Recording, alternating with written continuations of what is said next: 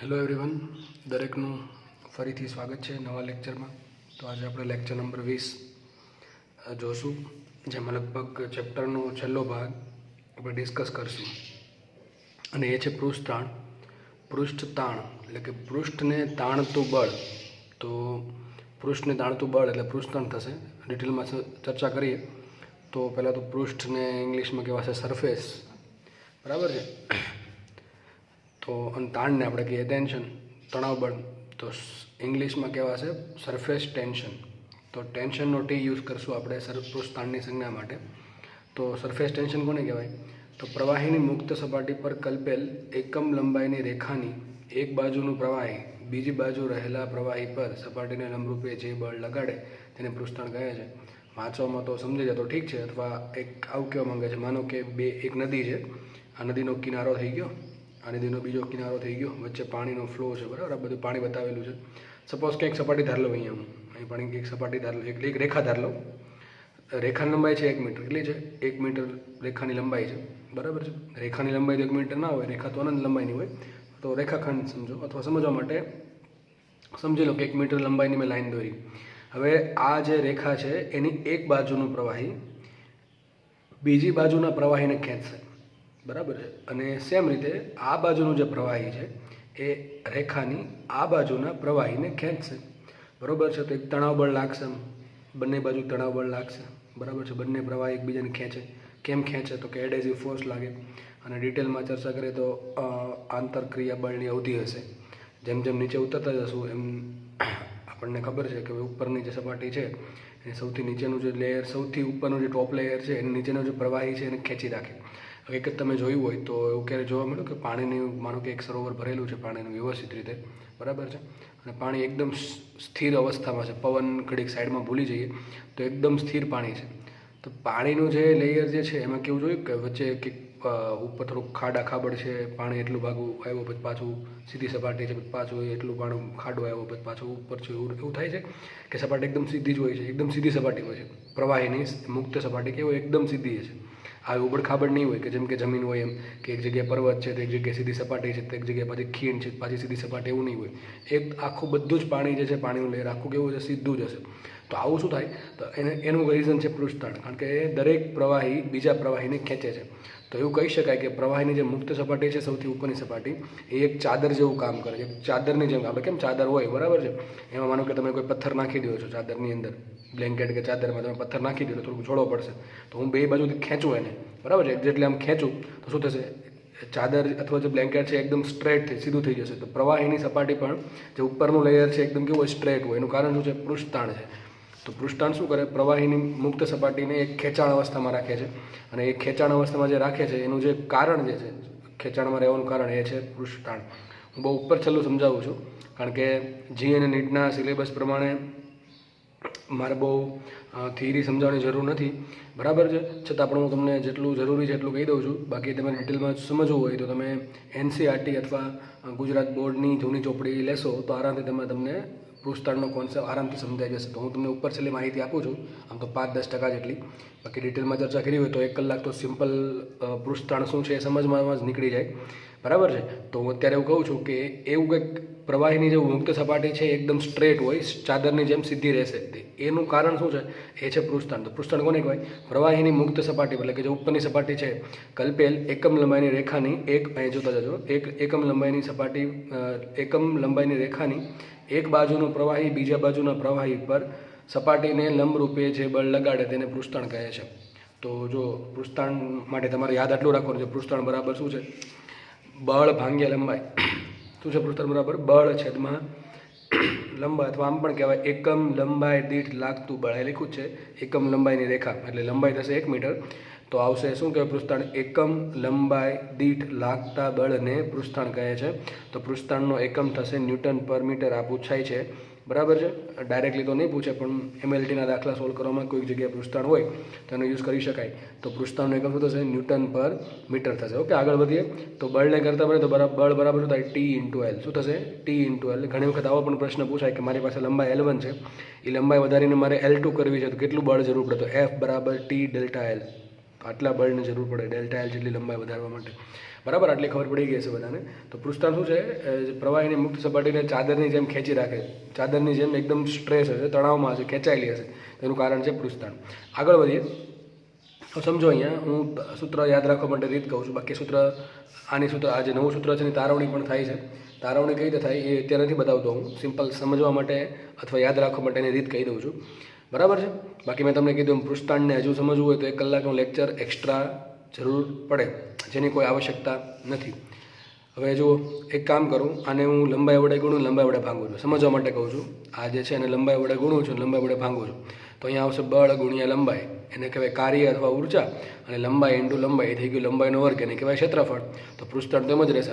આ હકીકત યાદ રાખવા માટે કહું છું, બાકી આવું કોઈ સૂત્ર નથી. બરાબર, આ પ્રમાણે મેળવવાની કોઈ રીત નથી. બીજી રીત છે કે જેમાં એક આપણે લંબચોરસ ફ્રેમ બનાવવાની, એમાં સાબુનું દ્રાવણ બનાવવાનું અને ધીમે ધીમે ખેંચવાનું. તો ખેંચાશે એટલે કેટલા કાર્યની જરૂર પડે, કાર્યની જરૂર પડશે, એના પરથી આખું સૂત્ર આ સૂત્રની તારવણી થાય છે. તો આ યાદ કેમ રાખવું એના માટે હું રીત કહું છું, બાકી એક્ઝેક્ટલી આવી કોઈ સાબિતી નથી. બરાબર છે, બીજી સાબિતી છે પણ યાદ રાખવા માટે કહું છું. તો એક કામ કરીને લંબાઈ વડે ગુણીએ, લંબાઈ વડે ભાંગીએ, તો આ થઈ ગયું બળ ગુણ્યા અંતર. બળ ગુણ્યા અંતરને કહેવાય ઉર્જા અથવા કાર્ય. તો ઉપર શું આવશે? ઉર્જા. શું આવશે? અહીંયા ઉપર ઉર્જા આવશે. છેદમાં લંબાઈ ગુણ્યા લંબાઈને કહેવાય લંબાઈનો વર્ગ, એટલે થઈ ગયું ક્ષેત્રફળ. તો બીજું સૂત્ર આવી ગયું, પૃષ્ઠાંત બરાબર શું થાય? ઉર્જાના છેદમાં ક્ષેત્રફળ. તો આમ પણ કહેવાય પ્રવાહીની મુક્ત સપાટી પર એકમ ક્ષેત્રફળ દીઠ રહેલી સ્થિતિ ઉર્જાને પૃષ્ઠાંત કહે છે. તો આ થઈ ગઈ એ છે સ્થિતિ ઉર્જા અને એ છે ક્ષેત્રફળ. બરાબર, મુક્ત સપાટી પર એકમ ક્ષેત્રફળ. તો શું કહેવાય? પૃષ્ઠાંત બરાબર એકમ ક્ષેત્રફળ દીઠ રહેલી સ્થિતિ ઉર્જા, અને શું કહેવાય? પૃષ્ઠાંત કહે છે. તો સૂત્રમાં આપણે ઈને કરતા બનાવી, એ બરાબર શું થાય? ટી. તો સૂત્ર બે આવ્યા. જ્યારે બળની વાત થાય ત્યારે સૂત્ર આવશે F બરાબર TL, અને જ્યારે ઉર્જાની વાત થાય તો સૂત્ર આવશે E બરાબર TA. હવે ઘણી વખત એવો દાખલા આવશે કે દાખલા એવા પણ આવશે કે તમારે સપાટીનો એરિયા વધારવાનો છે, તો વધારવા માટે કાર્ય કરવું પડશે. તો કાર્ય કરવા માટે કેટલી ઉર્જાની જરૂર પડે? તો અહીં લખ્યું છે કરવું પડતું કાર્ય અથવા વિમુખ થતી ઉર્જા. ઘણી વખત આપણે કાર્ય કરવું પડશે, ઘણી વખત સપાટીમાંથી ઓટોમેટિકલી ઉર્જા વિમુખ થશે. તો કેટલી ઉર્જા હશે? તો કેટલું કાર્ય થશે? તો W બરાબર E બરાબર T ઇન્ટુ ડેલ્ટા એ છે. ડેલ્ટા એ છે, ડેલ્ટા એ શું છે? ડેલ્ટા એ છે સપાટીના ક્ષેત્રફળમાં થતો વધારો અથવા ઘટાડો. સમજ પડી ગઈ છે? તો તમારે અત્યાર સુધીમાં ખાલી બે જ સૂત્ર યાદ રાખવાના છે. એક તો T બરાબર F/L અને એક તો T બરાબર E/A. બંને યાદ રહી જાય એવા છે. અને એના પરથી આપણે F ને સૂત્ર બનાવીએ તો F બરાબર TL અથવા F બરાબર T ડેલ્ટા L, જ્યારે લંબાઈનો વધારો થતો હોય ત્યારે. જોકે આ સૂત્ર બહુ કામનું નથી, કારણ કે સપાટીની એક દિશામાં લંબાઈ વધતી હોય તો બીજી દિશામાં પણ એની લંબાઈ વધઘટ થતી હશે, તો ત્યારે ક્ષેત્રફળ જ આવી જશે. ટૂંકમાં મોસ્ટલી જે 99% કેસમાં સૂત્ર થશે યુઝ આ. તો E બરાબર T ઇન્ટુ A. જો હવે તમને કહેશે દાખલામાં કે એક ગોળો છે, એની સપાટી ત્રિજ્યા તમારે ડબલ કરવી છે. દાખલો આવો પૂછાશે કે એક ગોળો, એક પ્રવાહીનું બુંદ છે અથવા એક પરપોટો છે, એની પૃષ્ઠાંત છે કેપિટલ T. હવે તમારે એનો સપાટીનો એરિયા અથવા એની ત્રિજ્યા ડબલ કરવી હોય તો કેટલું કાર્ય કરવું પડે? તો આપણે એ કેસમાં પૃષ્ઠાંત આપ્યું હશે, કાર્ય પૂછ્યું છે કે કેટલી ઉર્જા વિમુક્ત થશે, ત્યારે શું કરશું? આમાં શું કરશું? ડેલ્ટા એ લઈ લેશું, કેમ કે એમાં ક્ષેત્રફળમાં ચેન્જ થાય છે. તો જેટલો ક્ષેત્રફળમાં ચેન્જ કરો હોય એટલું કાર્ય કરવું પડે. તો W is equal to E is equal to T delta A. Delta A છે ક્ષેત્રફળનો ફેરફાર. બરાબર છે. હવે જુઓ, ધ્યાનથી સાંભળજો. હું બે વસ્તુ બોલું છું, એક છે બુંદ ને એક છે પરપોટો. બંનેમાં કંઈ ડિફરન્સ લાગે સાંભળવામાં કે ના લાગે? ફરીથી બોલું છું, એક છે બુંદ અને એક છે પરપોટો. તો 100% બંનેમાં બહુ ડિફરન્સ છે. ડિફરન્સ શું છે? તો હું કહી દઉં. માનો કે પાણીનું બુંદ છે, પાણીનું બુંદ છે. તો જો બુંદ હોય, તો બુંદની અંદરના ભાગમાં શું હશે? એ બુંદ ક્યારે બન્યું? ઉપર પાણી છે એટલે કે અંદર પણ પાણી હોવું જોઈએ. તો બંને જગ્યાએ પાણી. જેમ કે આમ સમજવા માટે બાજુમાં બતાવી દઉં છું. સપોઝ કે આ પ્રવાહીનું બુંદ છે, પાણીનું બુંદ. ચલો, તો બુંદ ક્યારે કહેવાય? અંદરના ભાગમાં પણ પાણી હશે ત્યારે. બરાબર છે. તો આ થઈ ગયું બુંદ. હું એમ કહું પાણીનો પરપોટો અથવા શું કહેવાય સાબુનો પરપોટો. ચલો, સાબુના પરપોટો. તો એમાં શું હશે પરપોટામાં? તો આ પરપોટો છે એને ખાલી બહારની સપાટી જો, અંદરના ભાગમાં શું હશે? હવા હશે. શું હશે? હવા હશે. હવે પરપોટામાં પાછા બે ભાગ પડે. સમજો, બહુ ડિટેલમાં સમજો. પરપોટાના બે ભાગ પડશે. પહેલી વાત તો એ અંદરના ભાગમાં હવા છે, ઉપર નાનકડું એવું લેયર હશે સાબુનું. કોનું? સાબુનું. બરાબર છે. માનો કે પરપોટો છે એ પાણીમાં છે. શું બોલું? પરપોટો પાણીમાં છે. તો આવું થશે. અહીંયા પાણી છે, અંદર પરપોટો છે, તો અહીંયા થઈ ગયું પાણી. આ થઈ ગયું સાબુનું દ્રાવણ. અંદરના ભાગમાં શું હશે? હવા. શું હશે? હવા. બીજો કેસ લઈએ, પરપોટો પોતે હવામાં છે. તો એવું બને કે ના બને? સાબુનો પરપોટો હવામાં હોઈ શકે ને. પેલા નાના છોકરા પેલા ફૂંક મારીને પરપોટા જે પરપોટા બહાર કાઢે છે, બરાબર છે, એમાં શું થાય, પરપોટો હવામાં તો ગતિ કરે છે. તો આ શું થઈ ગયું, અહીંયા હવા હશે, અહીંયા છે સાબુની સપાટી, અને પાછું બહાર પણ શું હશે, હવા હશે. તો બે કેસમાં જો ફરક છે. અહીંયા હું એમ કહું કે આ પરપોટાને મુક્ત સપાટી કેટલી છે, તો જો બહાર તો બધે પાણી છે, એ બધે પાણી જ છે, બરાબર છે, એ બધે પાણી છે. તો મુક્ત સપાટી માત્ર એક છે અંદરની, કે જ્યાં હવા છે. સમજ પડે છે કે નહીં પડતી? ફરતી કહું છું. માનો કે પરપોટો છે, તો પરપોટ પહેલાં ફરતી કહી દઉં છું બધું જ, બુંદ અને પરપોટો. તો બુંદ આને કહેવાય બુંદ. બુંદમાં શું થશે, તો આ અંદરના ભાગમાં પણ શું છે, જે પ્રવાહીનું કે પાણીનો બુંદ છે, તો અંદરના ભાગમાં પાણી હશે. એમ કહું કે હું ધારો કે કેરોસીનનું બુંદ, તો અંદરના ભાગમાં કેરોસીન હશે. ટૂંકમાં આખા ભાગમાં શું છે, જે પ્રવાહી છે એ આખું અંદર સમાયેલું હશે. પણ પરપોટામાં શું થાય, પરપોટામાં 100% અંદરના ભાગમાં હવા જ હશે, બરાબર છે. હવે પરપોટો છે કોઈ પ્રવાહીની અંદર પણ હોઈ શકે, અથવા પરપોટો છે બહાર હવામાં પણ હોઈ શકે. તો એના આધારે પરપોટાના બે ભાગ પડ્યા. તો આ થઈ ગયું પરપોટો, બરાબર છે. એના બે ભાગ પડ્યા, અથવા ઇંગ્લિશમાં કહેવાય છે શું એને, બબલ. આ શું કહેવાય છે, ડ્રોપલેટ. તો એક છે ડ્રોપ ને એક છે બબલ. તો જે પરપોટો છે એ માનો કે પાણીની અંદર છે, બરાબર છે. તો શું થશે, તો અંદરના ભાગમાં હવા હશે, બહારના બધે ભાગમાં પાણી હશે. અને મુક્ત સપાટી કેટલી, એક છે. કેટલી છે મુક્ત સપાટી? મુક્ત સપાટીની સંખ્યા થશે એક. આવડ્યા આ જે અંદર છે. અહીંયા શું થશે, અંદરના ભાગમાં હવા છે, પછી એનું પોતાનું લેયર છે, પછી બહારના ભાગમાં શું છે, હવા છે. તો આ સપાટી છે, આ સપાટી, આ એ અંદર પણ ગતિ કરી શકે ને બહાર પણ ગતિ કરી શકે. તો શું થશે, મુક્ત સપાટીની સંખ્યા કેટલી થશે, 2. તો મુક્ત સપાટીની સંખ્યા આવશે 2. તો આમાં મુક્ત સપાટીની સંખ્યા 1 છે, આમાં મુક્ત સપાટીની સંખ્યા કેટલી છે, 2. અને બુંદમાં હંમેશા મુક્ત સપાટીની સંખ્યા કેટલી હોય, 1 જ હોય. કેટલી હોય, 1 હોય. માનો કે પાણીનું બુંદ છે, સમજો, વ્યવસ્થિત સમજો. માનો કે પાણીનું બુંદ છે, આ પાણીના બુંદને પાણીમાં નાખી દો તો શું થાય, માનો કે આ પાણી છે, એમાં પાણીનું બુંદ છે, એ આવી ગયું, તો બુંદ રહેશે જ નહીં. આ બુંદ છે પાણીમાં ભળી ગઈ, ખબર ક્યાં પડશે, બુંદ ક્યાં ગઈ, ખબર પડે કે નથી પડતી? તો બુંદ કામનું ક્યારે, જ્યારે બુંદ હવામાં હોય ત્યારે. ક્યારે કામનું, બુંદ હવામાં હોય ત્યારે. અથવા એવું પણ બની શકે કે માનો કે પાણીનું બુંદ છે અને તમે એને મર્ક્યુરીમાં નાખો, પણ એ પોસિબલ જ નથી થાય. કેમ ન થાય સર? કારણ કે પાણી છે, મર્ક્યુરીમાં ડૂબવાનું નથી. પ્રવાહી જ્યારે જ્યારે જુદા જુદા પ્રવાહી આવે ત્યારે ઘનતાનો તફાવત હોય. તો તમને સમજાવેલું છે કે જેની ઘનતા વધારે હશે એ ક્યારે હંમેશા નીચે રહેશે, જેની ઘનતા ઓછી ક્યાં રહેશે, ઉપર રહેશે. એટલે કોઈ બુંદ છે બીજા પ્રવાહીમાં ભળે નહીં, અથવા શું કરશે, એની સપાટી પર તરી શકે પણ અંદર ભળશે નહીં. તો મેન જે વાત છે યાદ રાખો, બુંદ જો હવામાં હોય તો મુક્ત સપાટીની સંખ્યા થશે 1. બુંદ જો પોતાના પ્રવાહીમાં જ ભળી જાય તો મુક્ત સપાટીની સંખ્યા થઈ જશે 0, કારણ કે બુંદનું અસ્તિત્વ જ નહીં રહે. પછી વાત કરીએ પરપોટાની, તો પરપોટામાં શું થશે, અંદરના ભાગમાં હવા હશે, બહાર એનું લેયર હશે. પરપોટાના બે ભાગ પડે પાછળ, એટલે કે ટૂંકમાં બે અવસ્થામાં હોઈ શકે. પરપોટો છે કોઈ પ્રવાહીની અંદર હોઈ શકે, અથવા પરપોટો છે પોતે હવામાં હોઈ શકે. જો પરપોટો બીજા કોઈ પ્રવાહીમાં હોય તો મુક્ત સપાટીની સંખ્યા થશે 1. અને જો પરપોટો હવામાં હોય તો અંદરના ભાગમાં પણ હવા, બહારના ભાગમાં હવા, તો થશે મુક્ત સપાટીની સંખ્યા 2. બરાબર છે. તો જુઓ, હવે આ તમને સમજાશે, જે નોંધ લખી છે. તો અત્યાર સુધીમાં આપણે શું ભણ્યા, બે સૂત્ર ભણ્યા ખાલી. એક F બરાબર TL, એક E બરાબર TA. અને જ્યારે સપાટીનો એરિયા વધઘટ થાય ત્યારે કેટલું કાર્ય કરવું પડે, તો W બરાબર E બરાબર T ડેલ્ટા એ. ટોટલ 3 સૂત્ર આવ્યા, પણ આ સૂત્ર છે આનો જ ભાગ છે, બરાબર છે. એટલે 3 સૂત્ર ભણ્યા છે, હજુ સુધી બીજું કાંઈ ભણ્યા નથી. અને બીજું આપણે એ પણ જોયું કે બુંદને કેટલી મુક્ત સપાટી હોય, પરપોટાને મુક્ત સપાટીની સંખ્યા કેટલી હોય, ક્યારે 1 હોય, ક્યારે 2 હોય પરપોટા માટે, બરાબર છે. બુંદ માટે હંમેશા રહેશે 1 જો બુંદ હવામાં હોય તો. અને જો બુંદ બીજા કોઈ બુંદ પોતાના પ્રવાહીમાં જ ભળી જાય તો બુંદનું અસ્તિત્વ જ નહીં રહે, એટલે બુંદ કહેવાશે નહીં. તો આગળ વધીએ. જો મુક્ત સપાટીની સંખ્યા 1 હોય તો પૃષ્ઠતાણ, જ્યારે કોઈ સૂત્રમાં ધારો કે T આવે છે, જેમ કે આ સૂત્રમાં T આવે છે, જો મુક્ત સપાટીની સંખ્યા 1 હોય તો પૃષ્ઠતાણ T લેવું. અને જો મુક્ત સપાટીની સંખ્યા 2 હોય તો પૃષ્ઠતાણ 2T લેવું. મને કે તમે આ સૂત્ર વાપરો છો અને તમને એમ કહે કે પરપોટો છે એ હવામાં છે, પરપોટો છે એ હવામાં છે, તો આવશે T આવશે 2T આવશે, તો આવશે 2T. પણ તમને એમ કહું કે પરપોટો છે એ પાણીની અંદર છે, એને એક્સપાન્ડ થાય છે, થોડુંક વિસ્તરણ પામે છે, તો શું આવશે, T જ આવશે. તો મુક્ત સપાટીની જેટલી સંખ્યા, મુક્ત સપાટીની સંખ્યા 1 હોય તો T જે સૂત્રમાં આવે છે એને T જ આવશે. અને જો મુક્ત સપાટીની સંખ્યા 2 હોય તો જે સૂત્રમાં T આવે છે એની જગ્યાએ 2T આવશે. 2 શેના માટે છે, મુક્ત સપાટીની સંખ્યા માટે.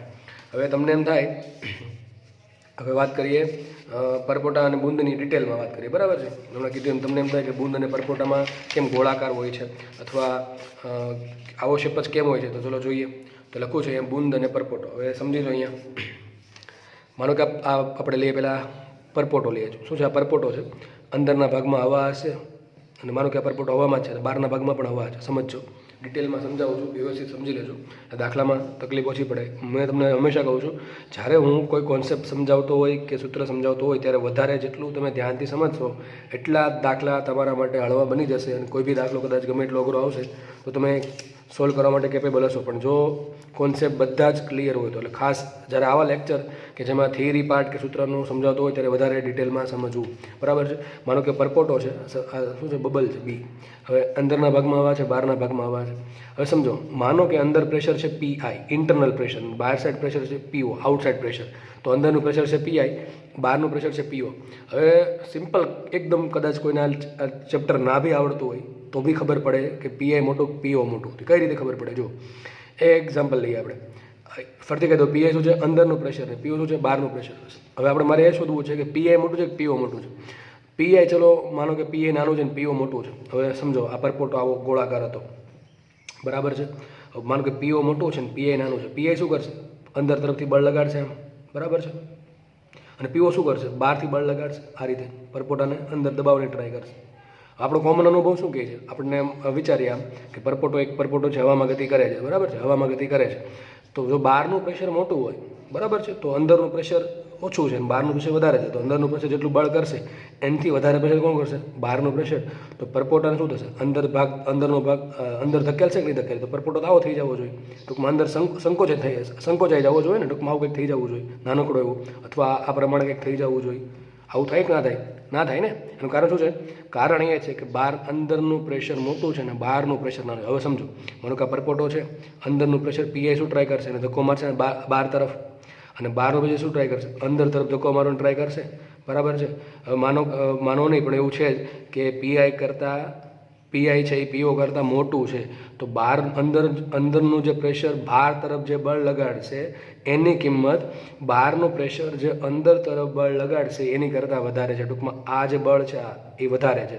તો માનો કે એનું પરિણામી બળ આ પ્રમાણે આવે છે, બરાબર છે. બહાર તરફ બળ લાગશે, આ છે પીઆઈ. તો એ શું કરશે? એ જે બબલ છે, બબલ એને શું કરશે? વધારવાની ટ્રાય કરશે, બરાબર. તો પરપોટો ધીમે ધીમે મોટો થવાની ટ્રાય કરે, સંકોચ હશે નહીં, પણ શું થશે? મોટો થશે. તો યાદ રાખો, અંદરનું પ્રેશર વધારે હોય, બહારનું પ્રેશર ઓછું હોય. હંમેશા કહું છું, ફરીથી કહું છું, પરપોટાની અંદરનું પ્રેશર વધારે હોય, બહારનું પ્રેશર ઓછું હોય. જો બહારનું પ્રેશર વધારે હોત તો એ તો સંકોચે જવો જોઈએ અને ગમે એવો આકાર ભેગો થઈ જવો જોઈએ, પરપોટો અસ્તિત્વ જ ના રહે. એટલા માટે અંદરનું પ્રેશર હંમેશા મોટું હોય છે ને એ શું કરશે? બહાર. આ ગોળાકાર ફોર્મ આવ્યું કારણ જ છે પીઆઈ મોટું છે અને પીઓ નાનું છે. અને બીજું કારણ છે સરફેસ ટેન્શન ટી, જે શું કરે? એક સરફેસ બનાવશે, ચાદર જેવી સરફેસ બનાવશે, બરાબર છે. અને કઈ રીતે બનાવશે? કે વસ્તુની સ્થિતિ ઉર્જા હંમેશા લઘુત્તમ રહે એ પ્રમાણે પૃષ્ઠતાણ કામ કરશે. તો આના પરથી આપણને એટલી ખબર પડી ગઈ કે પરપોટો, અને સેમ વસ્તુ બૂંદમાં પણ લાગુ પડે. બૂંદ અહીંયા છે, બરાબર ને, અંદરનું પ્રેશર છે પીઆઈ, બહારનું પ્રેશર છે પીઓ. સેમ વસ્તુ, પીઆઈ મોટું અને પીઆઈ નાનું હોય. તો અત્યારે આપણે એક વસ્તુ સમજ્યા કે પરપોટો હોય કે બૂંદ હોય એને બે પ્રેશર હોય છે. એક તો પરપોટાની અથવા બૂંદની અંદરનું પ્રેશર, અને બીજું પરપોટા અને બૂંદની બહારનું પ્રેશર. એના પરથી આપણને ખબર પડી ગઈ કે આ ગોળાકાર શેપ જાળવી રાખવા માટે મારે અંદરનું પ્રેશર મોટું હોવું જોઈએ અને બહારનું પ્રેશર નાનું હોવું જોઈએ. તો નેક્સ્ટ થિયરીમાં આપણે એ ભણશું કે અંદરનું પ્રેશર મોટું છે કોના કરતાં? બહારના પ્રેશર કરતાં. તો કેટલું મોટું છે? ચલો એ સમજી લઈએ. તો સમજો, સપોઝ કે હું કેપિટલ આર ત્રિજ્યાનો પરપોટો લઉં છું, એની અંદરનું પ્રેશર છે પીઆઈ, બહારનું પ્રેશર છે પીઓ. તો પરપોટાની અંદરનું દબાણ છે પીઆઈ, પરપોટાની બહારનું દબાણ છે પીઓ. હમણાં મેં તમને સમજાવ્યું કે હંમેશા પીઆઈ છે એ પીઓ કરતાં મોટું રહેશે. હવે જો અહીંયા, જો પરપોટાને બે મુક્ત સપાટી હોય તો એ ક્યારે હશે? તો હવામાં રહેલો પરપોટો. જો મેં બધું હમણાં આગળ સમજાવી દીધું છે એટલે આરામથી સમજ પડી જશે. જો પરપોટાને બે મુક્ત સપાટી હોય તો તેનો એટલે કે એવું ક્યારે બને? એક્ઝામ્પલ આપ્યું છે એનું, હવામાં રહેલો પરપોટો, બરાબર છે. તો પીઆઈ માઇનસ પીઓ આવશે 4T/r. કેમ 4T/r? એવું સૂત્ર હકીકત આવું છે, પીઆઈ માઇનસ પીઓ બરાબર 2T/r. શું છે? 2T/r. પણ બે મુક્ત સપાટી હોવાના કારણે સૂત્ર આવું છે, પીઆઈ માઇનસ પીઓ બરાબર 2T/r. પણ બે મુક્ત સપાટી છે, મેં શું કીધું? ટીની જગ્યાએ શું લેવાનું? 2T લેવાનું. શું આવશે? 4T/r. તો ઘડાંતર થાય કે સર આ સૂત્ર ક્યાંથી આવ્યું? તો સૂત્ર મેં આગળ તમને સૂત્ર આપ્યું હતું હમણાં કે W બરાબર T ડેલ્ટા એ. આનો યુઝ કરીને સૂત્ર તારવેલું છે, બરાબર છે. કે દબાણના કારણે કેટલું બળ? માનો કે એક પરપોટો છે, ત્રિજ્યા આર છે, એ ત્રિજ્યા મારે આરમાંથી એની વધારીને કરવી છે આર પ્લસ ડીઆર. કેટલી કરવી છે? R plus d r. તો ત્રિજ્યા વધારવા માટે મારે જે કાર્ય કરવું પડશે કેટલું હશે? ડબલ્યુ બરાબર ટી ડેલ્ટા એ. કેટલું હશે? ટી ડેલ્ટા એ. હવે ટીની જગ્યાએ 2T આવશે કારણ કે બે મુક્ત સપાટી. તો સૂત્ર કેટલું આવશે? ડબલ્યુ બરાબર 2T ડેલ્ટા એ. ડેલ્ટા એ શું થશે? તો કે પહેલાં ત્રિજ્યા હતી આર, હવે થઈ ગઈ આર પ્લસ ડીઆર. તેના પરથી આપણને એનું એરિયા શું? એરિયા બરાબર 4πr². એનું તમે વિકલન કરો કોની સાપેક્ષે? DA/dr કરશો. શું કરશો? DA/dr. તો કેટલો આવશે? 4πr². સોરી, એરિયા હશે 4πr², એટલે 8πdr બરાબર આવી જાય ને? 4πr²નું 8π RDR એવો આન્સર આવશે. અને પછી તમે કિંમત મૂકશો એટલે આરામથી તમને આન્સર મળી જશે. અને એક બળ લાગ્યું કાર્ય થયું આના કારણે, અને એક કાર્ય થશે પ્રેશરના ડિફરન્સના કારણે. અને એના પછી તમે દાખલા સોલ્વ કરશો એટલે આ સૂત્ર આરામથી આવી જશે. પણ મારા મતે સૂત્ર તારવાની કોઈ આવશ્યકતા નથી, તમે ડાયરેક્ટ પણ યાદ રાખી શકો એવું સૂત્ર છે. તો અત્યારે આપણને બે વસ્તુ ખબર પડી કે એક તો અંદરનું પ્રેશર PI હોય, બહારનું પ્રેશર PO હોય. તો PI માઇનસ PO બરાબર થશે 4T/R. કોના માટે લાગુ પડે? પરપોટાને. બે મુક્ત સપાટી હોય તો. ચલો આગળ વધીએ. જો પરપોટો પ્રવાહીની અંદર રહેલો હોય તો, આ પરપોટો ક્યાં હતો? હવામાં હતો. જો પરપોટો પ્રવાહીની અંદર રહેલો હોય, હવે જો પરપોટો હવાની અંદર છે તો એને કેટલી મુક્ત સપાટી હશે? એટલે કે એનું એક્ઝામ્પલ આપ્યું છે મેં, પાણીમાં રહેલો પરપોટો. તો મુક્ત સપાટી કેટલી હશે? એક જ હશે. તો સૂત્ર શું આવશે? PI માઇનસ PO બરાબર 2T/R. સૂત્ર આવશે 2T/R. તો તમારે બે સૂત્ર યાદ રાખવાના છે. જ્યારે એક જ મુક્ત સપાટી હોય ત્યારે 2T/R, જ્યારે બે મુક્ત સપાટી હોય ત્યારે 4T/R. તો સૂત્ર ઇઝી છે. PI છે અંદરનું પ્રેશર, PO છે બહારનું પ્રેશર, 4 છે, T છે પૃષ્ઠતાણ સરફેસ ટેન્શન છે. એ કોના પર ડિપેન્ડ કરશે? આ કયા પ્રવાહીનો પરપોટો છે? પાણીનો છે, સાબુનો છે, ગમે એ વસ્તુનો, બીજી કોઈ પ્રવાહીનો છે, એનું પૃષ્ઠતાણ. અને R શું છે? વોટ ઇઝ R છે પરપોટાની ત્રિજ્યા. સમજ પડી ગઈ? જો પરપોટાને એક જ મુક્ત સપાટી હોય તો સૂત્ર આવશે PI માઇનસ PO બરાબર 2T/R. આટલી ખબર પડી ગઈ. હવે વાત કરી દઈએ આપણે અહીંયા તમને સમજાવ્યું હતું આ બે કેસમાં, બરાબર છે. તો પાણીની અંદર રહેલો પરપોટો, એના માટે સૂત્ર શું આવશે? PI માઇનસ PO બરાબર 2T/R. અહીંયા સૂત્ર શું આવશે? PI માઇનસ PO બરાબર 4T/R. વાત કરીએ બુંદની, તો બુંદમાં શું થશે? જો બુંદ માટે, બુંદને એમને કીધું છે, બુંદને હંમેશા બુંદ હોવું ક્યાં જોઈએ? પહેલાં તો હવામાં હોવું જોઈએ. બુંદ જો હવામાં હોય તો એની સપાટી કેટલી હશે? મુક્ત સપાટી એક જ હશે. તો પ્રવાહી બુંદ માટે એક જ મુક્ત સપાટી હોવાથી સૂત્ર લાગુ પડશે આ જ. એટલે શું આવશે? PI માઇનસ PO બરાબર 2T/R. તો 100 વાતની એક વાત કે પરપોટો હોય કે બુંદ હોય, જો મુક્ત સપાટીની સંખ્યા 1 હોય તો PI માઇનસ PO થશે 2T/R. અને જો મુક્ત સપાટીની સંખ્યા 2 હોય તો મેં તમને શું કીધું છે? Tની જગ્યાએ 2T લેવો. તો Tની જગ્યાએ શું લેશું? 2T. તો શું આવશે? 4T/R. અને સાબિત કેમ થશે? સાબિતી મેં તમને કીધું, એક સૂત્ર તમારો આપણો પડશે W બરાબર T ડેલ્ટા A અથવા TDA. એક આ વાપરવું પડશે ને એક કયું વાપરવું પડશે કે ભાઈ બળ કેટલું લાગશે? બળ બરાબર pressure PI minus PO into area. તો બે બળ આ કાર્ય છે, આના પરથી કાર્ય મળશે. બે કાર્યને સરખાઈ દો એટલે સૂત્ર સાબિત થઈ જશે. પણ એની કોઈ આવશ્યકતા નથી. સૂત્ર તમારે આ યાદ રાખવાના છે. અને ડાયરેક્ટ દાખલા પૂછાય છે, બરાબર છે. તો આઈ હોપ કે આટલી ખબર પડી ગઈ હશે, બરાબર છે. કોઈ સૂત્ર ગોખવાની ટ્રાય કરવી નહીં. એક મુક્ત સપાટી હોય તો આવશે 2T/R, અને જો બે મુક્ત સપાટી હોય તો આવશે Tની જગ્યાએ 2T. એટલે શું આવશે? 4T/R. તો બુંદ અને પરપોટાની થિયરી અહીંયા પૂરી થાય છે. આગળ વધીએ. આ ચેપ્ટરની છેલ્લી થિયરી છે કેપિલરી ટ્યુબ, બરાબર છે, કેશાકર્ષણ. એના માટે એક એંગલ સમજવો પડે, એ છે સંપર્ક કોણ. તો એનું નામ છે કોન્ટેક એંગલ, ઇંગ્લિશમાં કહેવાય કોન્ટેક એંગલ. હવે તમે જોયું હશે કે પાણીનું એક બુંદ લ્યો, બરાબર છે, એને તમે કાચ પર ઢોળો અને એને તમે લોટસ પર એટલે કે કમળ પર ઢોળો, તો બેમાં અલગ અલગ છે. કમળ પર પાણી વહી જશે, કમળને ભીંજવશે નહીં. પણ કાચ પર પાણી છે ને થોડુંક ચોંટી રહેશે. એનું રીઝન શું છે? તેનું રીઝન છે પૃષ્ઠતાણ. શું છે? પૃષ્ઠતાણ. બંને વચ્ચે લાગે એડેઝિવ ફોર્સ, બરાબર છે. એડેઝિવ ફોર્સ લાગશે અને થોડુંક એ આકર્ષણ બળ લાગશે અને બીજો ભાગ ભજવશે પૃષ્ઠતાણ. તો બંનેના કારણે એક વસ્તુ ભીંજાય છે, એટલે કે કાચ ભીંજાશે પાણી વડે, પણ કમળ ભીંજાશે નહીં. તો આ થિયરીમાં તમને સમજ પડી જશે કે કાચ કેમ ભીંજાય છે અને કમળ કેમ ભીંજાતું નથી પાણી વડે. ચલો તેના માટે એક સમજી લઈએ, એક સંપર્ક કોણ એટલે કે કોન્ટેક એંગલ, બરાબર છે. તો થીટા કોને પહેલાં કહેવાય? તો જુઓ, પ્રવાહી અને ઘન પદાર્થના સંપર્ક બિંદુએ, પહેલાં વ્યાખ્યા સમજી લો, પછી હું તમને સમજાવીશ એટલે સમજાઈ જશે. પ્રવાહી અને ઘન પદાર્થના સંપર્ક બિંદુએ પ્રવાહીની સપાટીને દોરેલો સ્પર્શક અને પ્રવાહીમાં રહેલા ઘન સપાટી વચ્ચેના ખૂણાને સંપર્ક કોણ થીટા કહે છે. સમજવામાં શું કહેવાય, સોરી, વાંચવામાં તો લગભગ સમજાશે નહીં. તો એના માટે મેં નીચે ડાયાગ્રામ બનાવી દીધા છે. માનો કે આ એક કાચની સપાટી, શું છે? આ કાચની સપાટી છે. એની પર પાણીનું બુંદ મેં નાખ્યું. તો ધારો સપોઝ કે આવું કંઈક શેપ આવ્યો, એક્ઝેક્ટ ગોળાકાર શેપ નહીં આવે, તો તમે જોઈ શકો છો, તમે ઘરે એક્સપેરિમેન્ટ કરીને પણ જોઈ શકો છો. એક્ઝેક્ટ આવો શેપ, આવો શું કહેવાય, એક્ઝેક્ટ ગોળાકાર શેપ નહીં આવે, આવો કંઈક શેપ આવશે. તો જુઓ શું કીધું? પ્રવાહી અને ઘન પદાર્થના સંપર્ક બિંદુ. જો સંપર્ક ક્યાં? તો અહીંયા થયો છે ને, આ રીતે સંપર્ક થયો છે. પ્રવાહીનો આ જે સપાટી છે નીચેની, એ ઘન સપાટી છે, અને આ શું છે? પ્રવાહીનું બુંદ છે. હું બુંદ કહું છું, પરપોટો નથી કહેતો, બરાબર છે. તો પ્રવાહી અને ઘન પદાર્થના સંપર્ક, સપોઝ કે આ સંપર્ક બિંદુ અહીંયા છે, બરાબર. સંપર્ક બિંદુએ પ્રવાહીની સપાટીને દોરેલો સ્પર્શક. તો પ્રવાહીની સપાટી તો આ છે, બહારની મુક્ત સપાટી. હકીકત શું આવશે? પ્રવાહીની મુક્ત સપાટી. તો આ પ્રવાહીની મુક્ત સપાટી આ થઈ ગઈ, બરાબર છે. એને સ્પર્શક દોરો, તો આ સ્પર્શક થઈ ગયો. ઓકે, ચલો, સ્પર્શક થઈ ગયો. એ સ્પર્શકે અને પ્રવાહીમાં રહેલા ઘન સપાટી, તો પ્રવાહીની અંદર કઈ સપાટી છે? આ ઘન સપાટી છે, આ સપાટી.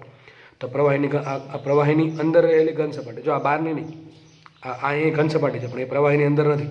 તો મારે લેવાની કઈ ઘનની એવી સપાટી છે કે પ્રવાહીની અંદર, ટૂંકમાં આ સપાટી, તો પ્રવાહીની અંદર રહેલી ઘન સપાટી અને સંપર્ક બિંદુએ પ્રવાહી સપાટીને દોરેલો સ્પર્શક, તો આ સ્પર્શક થઈ ગયું.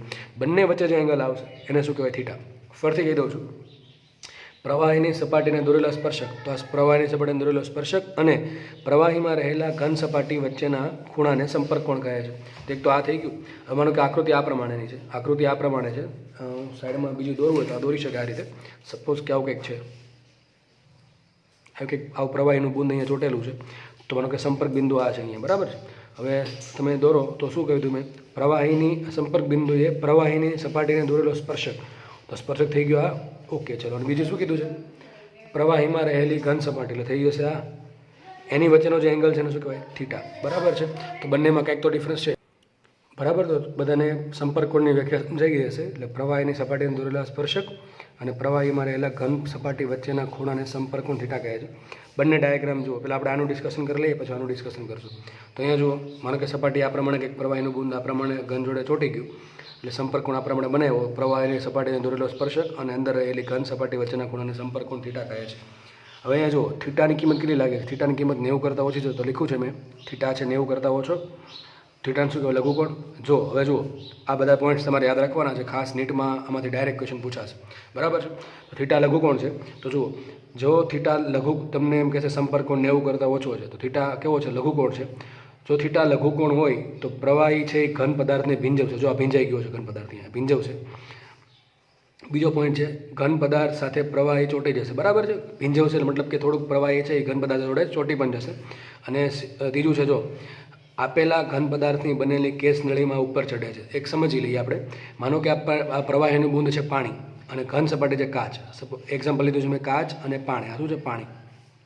તો તમે કાચની ઉપર પાણીનું બુંદ નાખશો તો આવો કંઈક શેપ બનશે, થોડોક એપ્રોક્સિમેટ આવો કંઈક શેપ બનશે. એવું શેપ બનશે, એના માટે સંપર્ક કોણ થશે? કેવો થશે સંપર્ક કોણ? 90 કરતાં ઓછો. કેવો થશે? 90 કરતાં ઓછો.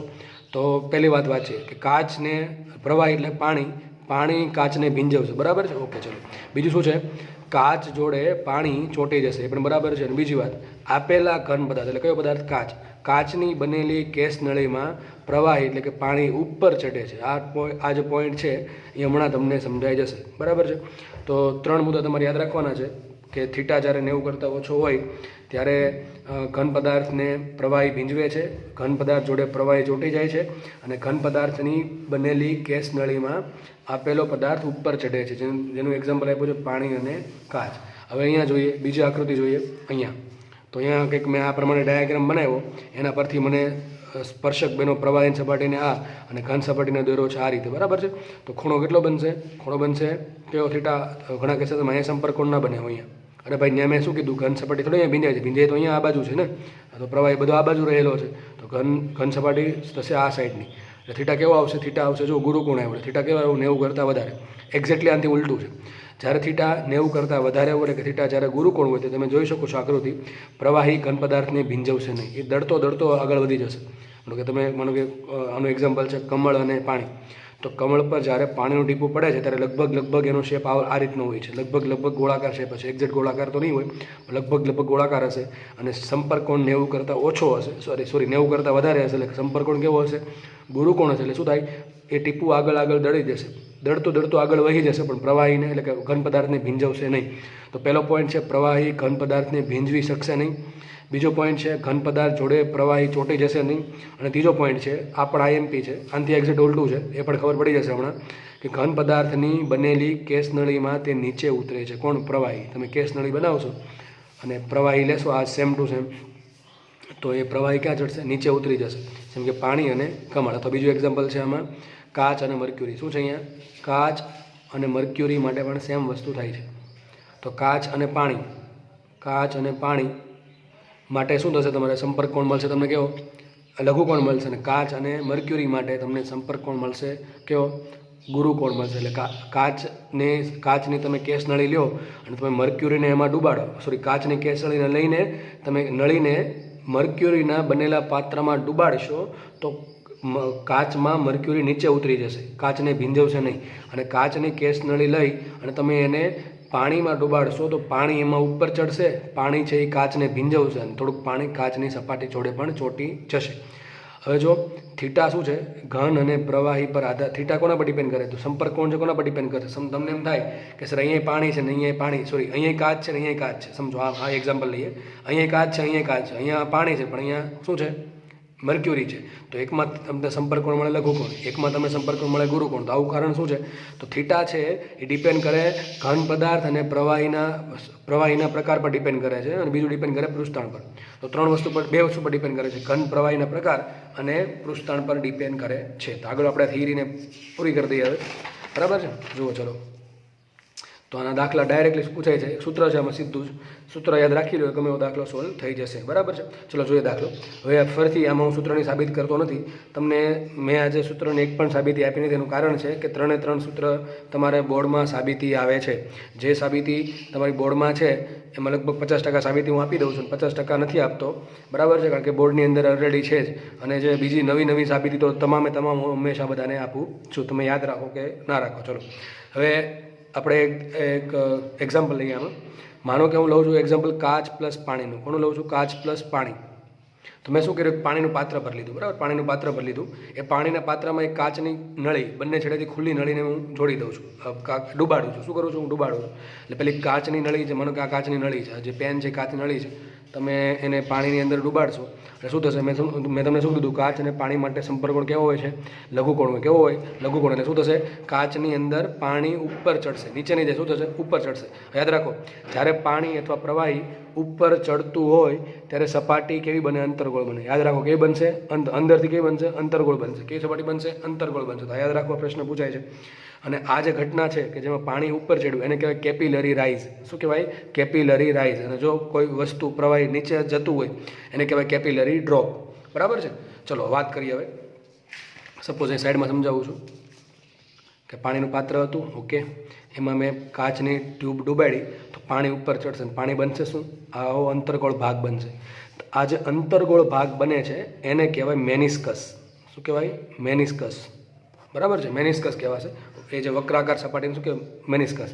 માનો કે આ જે વક્રાકાર સપાટી છે બની, આની જે પાણી હશે, શું હશે? બધે પાણી હશે. આટલું પાણી ટૂંકમાં ઉપર ચડ્યું, આ બધે પાણી છે. તો આ જે મેનિસ્કસ બન્યું એ ગોળાકાર ભાગ છે. ધારો કે ગોળાકાર ભાગની ત્રિજ્યા છે કેપિટલ આર. કેટલી ત્રિજ્યા છે? Capital R. સમજો, આજે મેં ટ્યુબ લીધી છે, ટ્યુબ. માનો કે એની ત્રિજ્યા છે સ્મોલ આર. કેટલી છે? Small r. તો સ્મોલ આર શું છે? ટ્યુબની ત્રિજ્યા છે.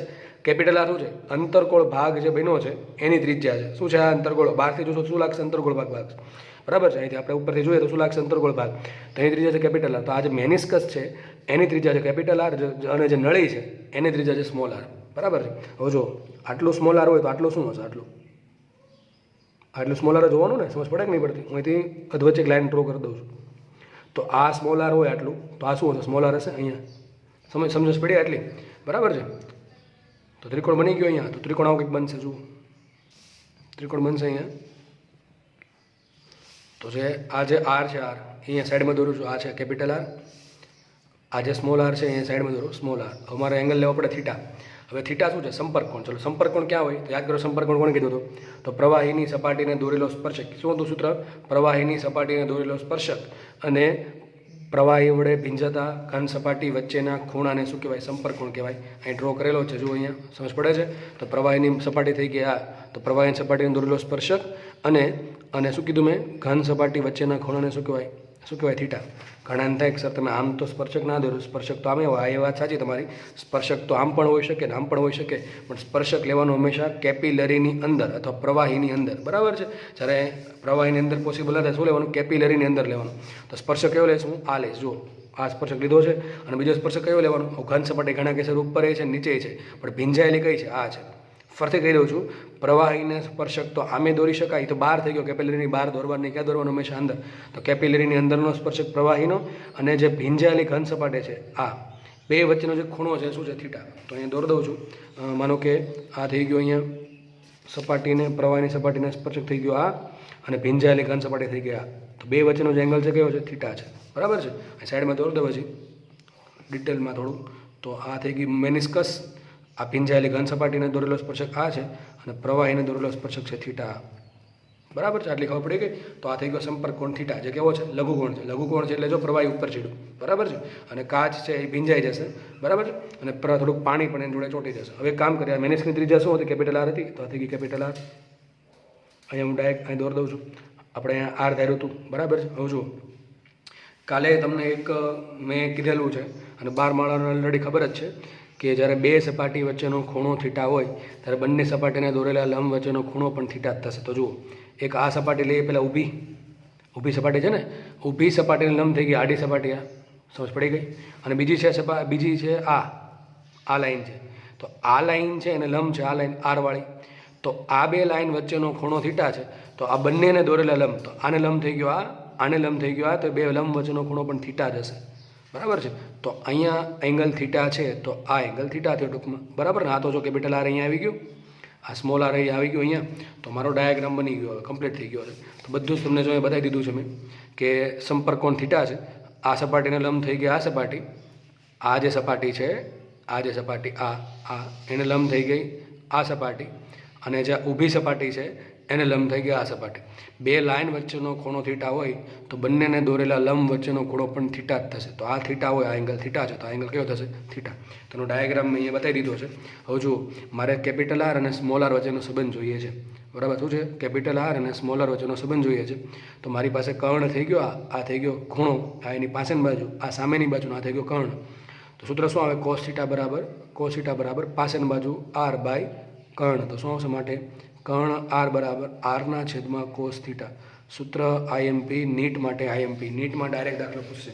તમને એમ કહેશે પાણી અને કાચ માટે સંપર્ક કોણ સમથિંગ કંઈક આપ્યો દીધો, ધારો કે આપ્યો તમને 1 ડિગ્રી. કેટલો આપ્યો? 1 ડિગ્રી છે, બરાબર છે.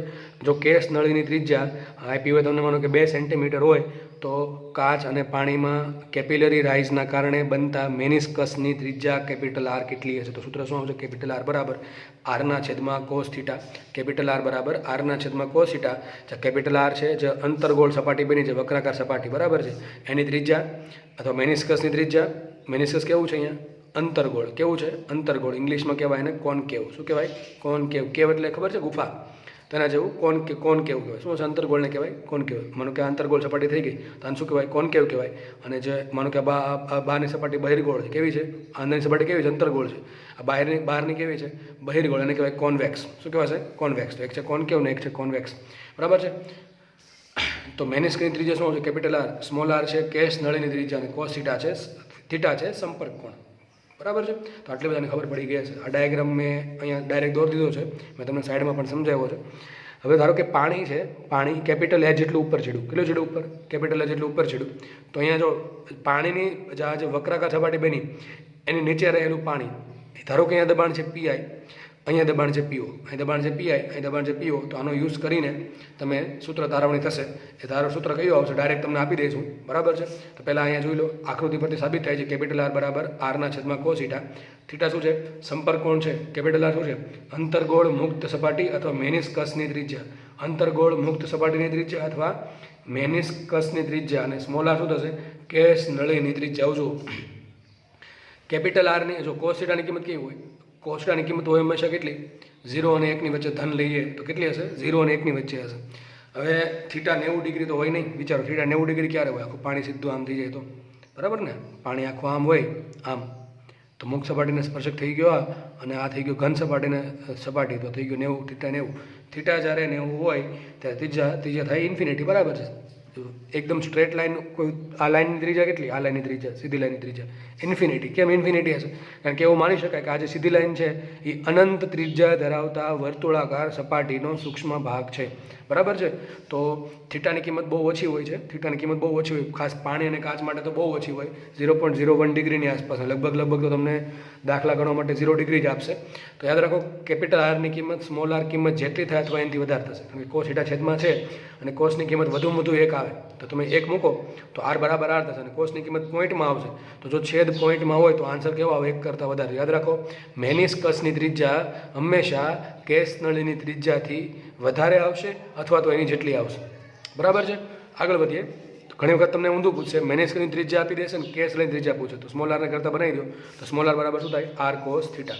આગળ વાત કરીએ તો આ સૂત્ર આવે છે આનું આઈએમપી સૂત્ર, ઘણું આઈએમપી સૂત્ર, એ સીધું તારવણી નથી કર્યા વગર તમને આપું છું, બોર્ડમાં ઓલરેડી સાબિતી છે જ, બરાબર છે.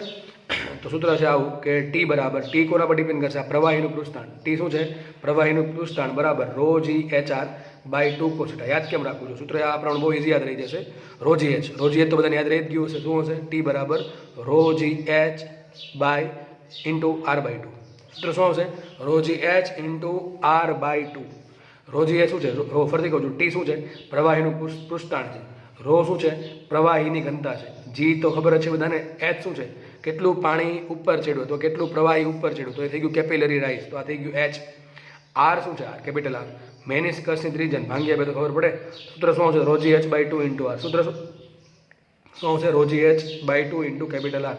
કેપિટલ આર બરાબર શું લખાય? R by cos theta. શું લખાય? R by cos theta. સૂત્ર આવી જશે કેપિટલ ટી બરાબર rho g h R by 2 cos theta. બરાબર છે, યાદ રહી જાય એવું છે. Capital T is equal to rho g h R by 2 cos theta અથવા રોજી એચ આર બાય 2. બરાબર, આટલી ખબર બધાને પડી ગઈ હશે. હવે ફરતી એ જ વસ્તુ ફરતી મેં લખી છે, માટે ટી બરાબર રોજી એચ બાય 2. અને ખાસ એચના કરતાં ટૂંકમાં તમને દાખલામાં છે ને તમને પૃષ્ઠાને બધું આપી દે છે અને કેટલું એવું પૂછે કેટલું કેપિલરી રાઇઝ, તો ટૂંકમાં એચને કરતાં બનાવીએ તો સૂત્ર આવશે H is equal to 2t cos θ. આ લઈ લો આખો છેદ, અહીંયાના છેદમાં જવા દો. શું આવશે? એચ બરાબર 2t cos θ બાય રોજી આર. તમે જે પણ સૂત્ર યાદ રાખો એ ચાલશે. અહીંયા આમ પણ લખી શકાય 2t બાય રોજી અને આર બાય કોસ થીટાને કહેવાય કેપિટલ આર. તો સૂત્ર આમ પણ આવે h is equal to 2t upon rho g capital R. શું આવે? 2t બાય રોજી ઇન્ટુ કેપિટલ આર. તો એવું પણ સૂત્ર બનશે. બરાબર છે. તો સૂત્ર આવી ગયા, બે સૂત્ર છે આપણી પાસે. ખુલ્લામાં બે સૂત્ર આવે છે, એક તો આરનું સૂત્ર અને એક આવે છે, આ બંને સરખા જ છે. તમે જે પણ તમને સારું લાગે એ તમે યાદ રાખી શકો છો. અને યાદ રાખવું ફરજિયાત છે, કારણ કે સ્ટ્રેટ ફોરવર્ડ સીધે સીધો દાખલો પૂછશે. એમાં નવીન કાંઈ હશે નહીં આમાં દાખલામાં. તો આજે રોકડિયા માર્ક્સના દાખલા છે, એમાં તો જરાય પણ માર્ક્સ જવા જોઈએ નહીં. ખાસ સૂત્ર યાદ રાખવામાં કોઈ ભૂલ ના પડે એની તકેદારી રાખવી. બરાબર છે. તો છતાં પણ કોઈને જો સાબિતી જોતી હોય તો મને કહી શકે છે, હું મને સાબિતી આપી દઈશ. તો સૂત્ર આવી ગયા T is equal to rho g h R by 2 અને એક આવી ગયું એચ બરાબર 2t cos θ બાય રોજી આર. હવે જુઓ તો અહીંયા આમાં થીટા આવે છે. હવે મેં તમને કીધું થીટા શું છે? સંપર્ક કોણ છે. તો આપણે આગળની થિયરી ભણેલા છે કે થીટાની કિંમત છે એ લઘુ કોણે હોઈ શકે અને થીટાની કિંમત છે એ ગુરુ કોણે પણ હોઈ શકે. ચલો માનો થીટા છે, થીટા મેં તમને હમણાં કીધું હતું કે અમુક પ્રવાહીમાં કેપિલરી રાઇઝ થાય ને અમુક પ્રવાહીમાં કેપિલરી ડ્રોપ થશે. પ્રવાહી અમુકમાં ઉપર ચડે ને અમુકમાં પ્રવાહી નીચે ઉતરે. એનું રીઝન શું જુઓ. થીટા જો 90 ડિગ્રી કરતાં ઓછો હોય, થીટા છે એ 90 ડિગ્રી કરતાં ઓછો હોય તો કોસની કિંમત કેવો હશે? થીટા 90 કરતાં ઓછો એટલે ચરણ કયો આવશે? પહેલું ચરણ. અને પહેલા ચરણમાં કોસ કેવો હોય? ધન. જો કોસ કેવો હશે? ધન. તો સમીકરણમાં બે ધન હોય, કેપિટલ ટી ધન. આ બધી વસ્તુ ધન છે, ખાલી કોસ પર જ નજર રાખવાની છે. જો કોસ ધન થયો તો એચ ધન થશે અને જો કોસ ઋણ થયો તો એચ થશે ઋણ. બરાબર છે. હવે જો થીટાની કિંમત 90 ડિગ્રી કરતાં ઓછી હોય, થીટાની કિંમત 90 ડિગ્રી કરતાં ઓછી હોય તો કોસ થીટા થશે કેવો? ધન. અને જો કોસ થીટા ધન થશે તો એચ કેવું થશે? ધન થશે. તો એચ થશે ધન. એચ ધન થાય એટલે શું થાય? પાણી ઉપર ચડશે. એનાથી ઉલટું જો કોસ થીટામાં થીટાની કિંમત 90 ડિગ્રી કરતાં વધારે છે, ટૂંકમાં ચરણ કયું આવશે? બીજું. બીજા ચરણમાં કોસ કેવો હોય? ઋણ હોય. અને કોસ જો ઋણ હોય તો એચ કેવું આવશે? ઋણ આવશે. તો એમાં શું થશે? કેપિલરી ડ્રોપ થશે. બરાબર. એમાં શું થાય? વસ્તુ પ્રવાહી નીચે ઉતરે. એ પણ તમને સમજાવું છું હમણાં. તો એકમાં પ્રવાહી ઉપર ચડશે અને એકમાં પ્રવાહી નીચે ઉતરશે. બંનેમાં ડિપેન્ડ કોના પર કરે? થીટા પર. કોના પર કરે? થીટા પર. હા, કેટલું ઉપર ચડશે ડિપેન્ડ કરશે ટી પર. બરાબર. જો H is proportional to T, તો જેટલું પૃષ્ઠાણ હશે એટલું વધારે ઉપર ચડશે. પણ ઉપર ચડશે કે નીચે ઉતરશે એ કોણ ડિસાઇડ કરશે? એ ડિસાઇડ કરશે થીટા. જો થીટાની કિંમત 90 કરતાં ઓછી, ચરણ પહેલું તો ધન આવશે એચ અને પાણી ચડશે ઉપર. અને જો થીટાની કિંમત 90 કરતાં મોટી હોય તો એચ આવશે ઋણ અને પ્રવાહી ઉતરશે નીચે. તો આટલી બધાને ખબર પડી ગઈ હશે. તો આપણે સાબિત કર્યું, ટૂંકમાં જોયું આપણે કે કયા લિક્વિડમાં પ્રવાહી ઉપર ચડે અને કયું લિક્વિડ નીચે ઉતરશે. બધો જ આધાર છે થીટા પર. તો સંપર્ક કોણ જેવો હશે એવું તમને કાં તો કેપિલરી રાઇઝ મળશે, કાં તો જો પ્રવાહી નીચે ઉતરતું હોય તો મળશે કેપિલરી ડ્રોપ, કે કેટલી ઊંડાઈ સુધી ઉતર્યું એને કહેવાય કેપિલરી ડ્રોપ. અને કેટલું ઉપર ચડ્યું એને કહેવાય કેપિલરી રાઇઝ. તો કેટલું ઉપર ચડશે એ ડિપેન્ડ કરે જો એચ ટી પર. H is proportional. તો જેટલું ટૂંકમાં પૃષ્ઠાણ વધારે છે એટલું ઉપર ચડશે તો એટલું નીચે ઉતરશે. પણ ઉપર ચડશે કે નીચે ઉતરશે, બરાબર છે, કેટલું એ નહીં કે હું શું બોલું છું, ઉપર ચડશે કે નીચે ઉતરશે ડિપેન્ડ કરશે થીટા પર. બરાબર છે. અને જો જેટલું પૃષ્ઠાણ મોટું હોય એટલું એ ઉપર ચડી શકે અથવા એટલું એ નીચે ઉતરી શકે. બરાબર. તો આઈ હોપ કે આટલી ખબર પડી ગઈ છે. અને મેં પહેલો ડાયાગ્રામ પણ બનાવી દીધો છે તમને કેપિલરી ડ્રોપનો. હવે જો માનો કે કેપિલરી ડ્રોપ થયો તો આ થઈ ગયું, ધારો કે એચ જેટલો ડ્રોપ થયો. કેટલો ડ્રોપ થયો? એચ જેટલો ડ્રોપ. તો આમાં જો સંપર્ક કોણ પહેલાં બનાવે. સંપર્ક કોણ ક્યાં હશે? તો સંપર્ક કોણ કઈ રીતે બને? પ્રવાહીને દોરેલી મુક્ત સપાટી. તો ઘણા દેશ મુક્ત સપાટી આ ચલો સંપર્ક બિંદુ આ છે. મુક્ત સપાટીને સ્પર્શક તો આમે થાય અને આમે થાય. મેં તમને શું કીધું હંમેશા? સ્પર્શક ક્યાં દોરવાનો? કેપિલરી ટ્યુબની અંદર દોરવાનો. તો આમાં જો આમાં એમ જ છે. જો આ સ્પર્શક ક્યાં છે? કેપિલરી ટ્યુબની અંદર છે ને? આ શું છે? કેપિલરી ટ્યુબની અંદર સ્પર્શક છે. અને આમાં સ્પર્શક ક્યાં છે? કેપિલરી ટ્યુબની અંદર જ છે. તો એક સ્પર્શક થઈ ગયો પ્રવાહીની સપાટીને, અને એક થઈ ગઈ ભીંજાયેલી ઘન સપાટી. ઘન સપાટી તો આમે છે અને આમે છે. એમાં ભીંજાયેલી કઈ છે? નીચેની. તો આ દીધી. તો ખૂણો કેટલો બન્યો? જો થીટા થઈ ગયો આ. તો આમાં જો સંપર્ક કોણ કેવો હતો? 90 કરતાં ઓછો હતો. આમાં સંપર્ક કોણ કેવો છે? 90 કરતાં વધારે છે. સંપર્ક કોણ 90 કરતાં વધારે છે. Theta is greater than 90. તો ચરણ થઈ જશે બીજું. એમાં કોસ કેવો થાય? ઋણ. કોસ ઋણ હોય તો એચ કેવો થશે? ઋણ. અને એચ ઋણ શું બતાવે? પ્રવાહી નીચે ઉતરે છે. તો મેં તમને બે સાબિતી કરી દીધી છે. બરાબર સમજી દીધું છે કે શેમાં કેપિલરી રાઇઝ થાય, અને રાઇઝ થાય તો કેટલું થશે? કોના પર ડિપેન્ડ કરશે? બધી વસ્તુ આવે h is proportional to T અને h is 1 proportional to rho અને આર. જેટલી કેસ નળી મોટી હશે એટલું એચ ઓછું હશે. જેટલું પ્રવાહીની ઘનતા વધારે હશે એટલું એચ ઓછું હશે. જેટલું પ્રવાહીનું પૃષ્ઠતાણ વધારે હશે એટલું એચ વધારે હશે. બરાબર છે. થીટા જો ધન હશે, કોસ થીટા જો ધન હશે એટલે કે થીટા 90 કરતાં ઓછો હશે તો કેપિલરી રાઇઝ થશે, અને થીટા 90 કરતાં વધારે હશે તો કેપિલરી ડ્રોપ થશે. તો આ થિયરી અહીંયા પૂરી થાય છે. હવે આપણે નેક્સ્ટ લેક્ચરમાં દાખલા સોલ્વ કરશું. બરાબર છે. Thank you so much.